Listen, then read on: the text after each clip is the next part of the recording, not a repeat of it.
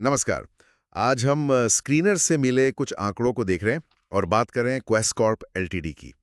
ये भारत की एक जानी मानी बिजनेस सर्विसेज कंपनी है और एक मज़ेदार बात यह है कि हेडकाउंट के हिसाब से देखें तो ये इंडिया में नंबर 1 है और दुनिया की टॉप 5 स्टाफिंग कंपनियों में भी।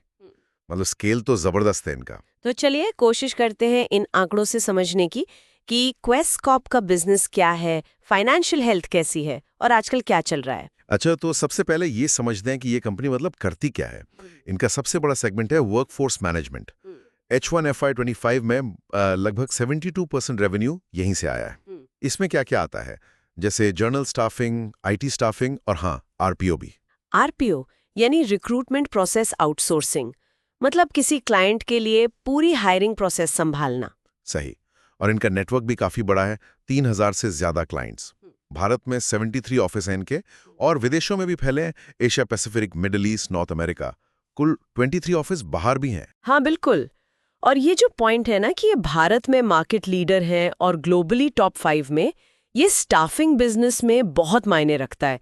स्केल बहुत जरूरी है इस सेक्टर में और ये उनकी बिजनेस फिलॉसफी से भी जुड़ता है। वो कहते हैं ना कि डोमेन नॉलेज और डिजिटल प्लेटफॉर्म्स यूज करके क्लाइंट की प्रोडक्टिविटी बढ़ाना। तो बड़े स्केल से इसमें मदद मिलती होगी। निश्चित रूप से। चलिए, अब जरा नंबर्स पे आते हैं। आंकड़े क्या कहते हैं? स्क्रीनर पर देखा तो शेयर प्राइस अभी 16 जुलाई 2025 के आसपास 308 रुपए चल रहा है और मार्केट कैप है करीब 4,581 करोड़ रुपए। स्टॉक पीई 22.7 है। स्क्रीनर्स की कुछ फायदे नुकसान भी बता रहा है। हाँ, कुछ पॉजिटिव्स हैं। जैसे एक तो कंपनी ने अपना कर्ज कम किया है, जो अच्छी बात है। डिविडेंड यील्ड भी ठीक ठाक है, लगभग 3.26%, और डिविडेंड पे आउट रेशो 144% बताया गया है, जिसे स्क्रीनर स्वस्थ कहता है। हालांकि इस 144% पर थोड़ी और बात करनी चाहिए। 144%? ये थोड़ा ज्यादा नहीं लग रहा? हाँ, उस पे आते हैं।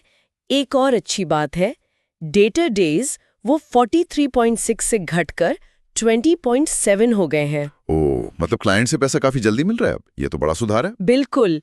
लेकिन हाँ, कुछ चिंताएं भी हैं जो स्क्रीनर हाईलाइट करता है।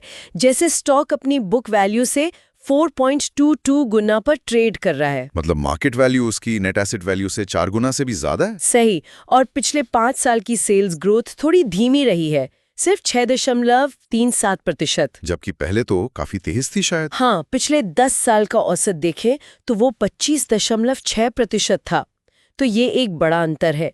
पिछले 3 सालों में रिटर्न ऑन इक्विटी यानी आरओई वो भी थोड़ा कम रहा है, 9.61%। हाँ। और एक ऑटोमेटेड एनालिसिस ये भी कहता है कि शायद टैक्स रेट कम लग रहा है।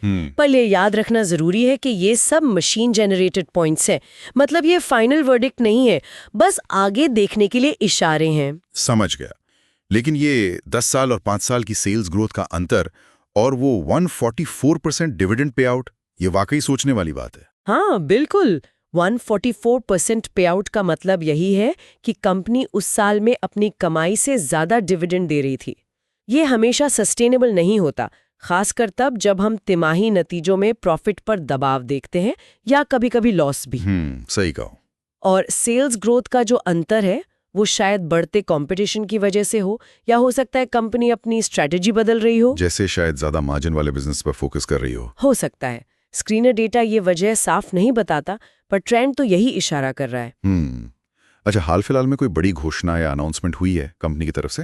हाँ, अनाउंसमेंट सेक्शन में एक अपडेट है, 3 जुलाई 2025 का। कंपनी ओएनडीसी नेटवर्क से जुड़ गई है। ओएनडीसी? अच्छा, open network for digital commerce. हाँ, और इसके जरिए क्वेस्ट कॉर्प का प्लान है कि वो सालाना 5 लाख वेरीफाइड नौकरियां इस नेटवर्क पर लाएगी।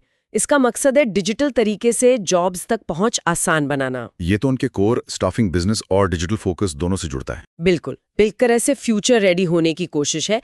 इसके अलावा डायरेक्टर्स में कुछ बदलाव हुए हैं और उनकी एजीएम मतलब एनुअल जनरल मीटिंग 29 अगस्त 2025 को है, इसका भी जिक्र है। ओके। तो संक्षेप में कहूँ तो क्वेस्ट कॉर्प स्टाफिंग और बिजनेस सर्विसेज में एक बहुत बड़ा प्लेयर है। स्केल बहुत इंप्रेसिव है, लेकिन हाँ, हाल में ग्रोथ थोड़ी धीमी हुई है और मुनाफे पर भी कुछ दबाव दिखा है।